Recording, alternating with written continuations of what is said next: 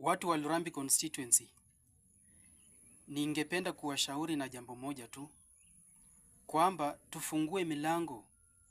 Wale watu ambao wanataka ubunge Lurambi constituency wakuja wafanye kampeni yao, tusiwazuie.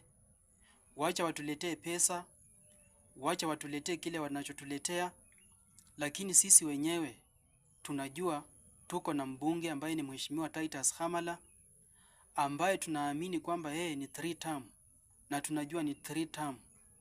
Wale wadogo wadogo wenye wanakuja na pesa, wenye wanakuja na vishawishi, msiwazuie, wacha waingie, wacha wafanye kampeni zao, lakini tushikane pamoja na Mheshimiwa Titus Hamala na tumwambie tusaidie sisi kama vijana.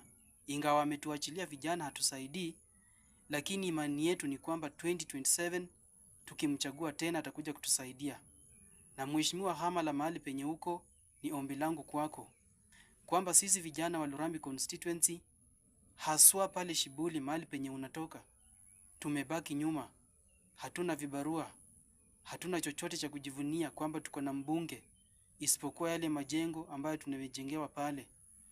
Tunaomba utusaidie kama vijana, ndio tuweze kupata pesa ambazo tutatumia kulipia watoto wetu school fees kwa hizi shule unajenga.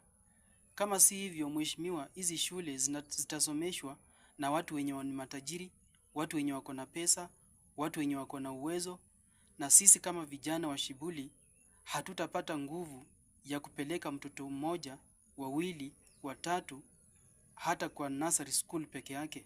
Tutashindwa, watoto wetu watabaki nyuma. Kwa hivyo Mheshimiwa Hamala, tushike sisi vijana ili wale wapinzani wako waone Mheshimiwa Hamala ameshika Shibuli, ameshika Lurambi, na watakosa hata nguvu ya kukupinga. Watakuunga mkono umalize 3 term yako ndio wasimame. Hawa watu wanakuja kwa sababu wanaona Lurambi constituency youths wengi wako idle, vijana wengi hawana kitu wanafanya, hawako empowered na wamekaa tu. Ndio sababu pia wanakuja na vishawishi za kuanza kushawisha hawa vijana waunge mkono. Kama utatufanyia hivyo Mheshimiwa Hamala, sisi wote tutakuunga mkono vile tunakuunga mkono saa hii. Wewe ni 3 term, na wale wengine wenye wako pale chini watakosa hata namna ya kushawishi vijana kuwaunga mkono.